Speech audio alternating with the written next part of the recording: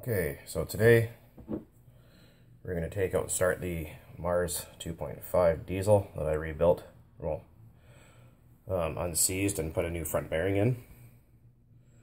So today's fuel mixture, we're going to be using a 50% ratio mixed together of pump diesel and kerosene that I filtered. Both these have been filtered. This is winter diesel, that's why it's this color. Usually it's more clear. So those are mixed together, 50-50. Pour that in there. I'm only mixing up a little bit of fuel for today. This isn't like glow fuel where you can mix up a gallon and kind of keep it around for a while. This stuff you don't really want to mix up more than you're going to need in a certain time period, because the ether can evaporate through things like plastic and all sorts of other stuff. Next, we're going to be using Klotz, if it'll focus, Klotz Banal Castor Oil. We're going to go 50% again.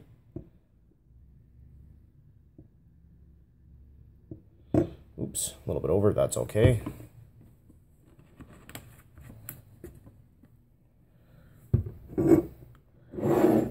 Actually, what we're going to do is pour that in there, just to thin it out so we can get it all at the bottom. Hang on a sec while I shake this. It's like 50 weight oil almost. It's very thick.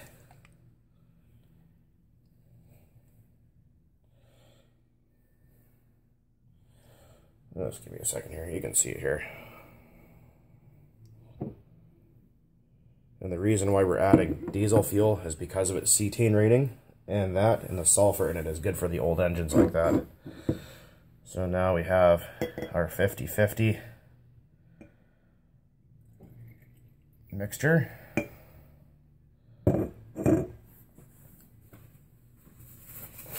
towel kicking around. Next we're going to go with, oops, cetane booster. You don't need a lot. This stuff stinks too. Okay, we're going to go about just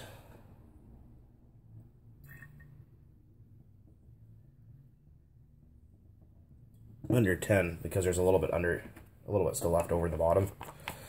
So about 5 mils of this. You don't need a whole lot. And next is the kind of dangerous part. I don't recommend doing this inside. Where I'm in a well-ventilated area. So next we're going to go with ether. And we're going to go 50% again. I don't recommend breathing the fumes because they might not make you feel too good. Let's see if we can get a clear shot here. Make sure to shake it because you don't know if they separate in there. Okay, here we go. Let's see if there's enough in this can. And it just might be. If not, I have a second can.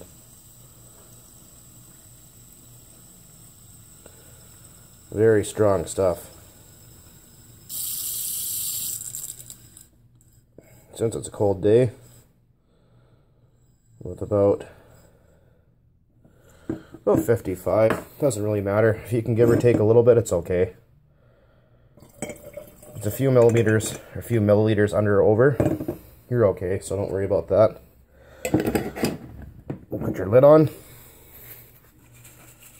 Ooh, freaking eyes are watering here. Give that a shake.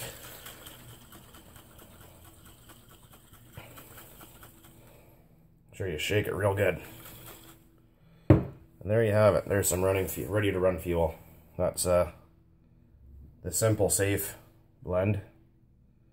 Basically, rule of thumb is if you're unsure about the engine, just run a 50-50-50. You can easily scale it up. That's why I bought one of these. Graduated cylinders, you can buy them on eBay. I think I paid $2 or $3 for mine. So you can mix as much as you want. You can go 100, 100, 100. You know, up to you. But like I said, store it in a glass container, preferably with a PTFE lid. Don't store it in a plastic bottle or anything like this.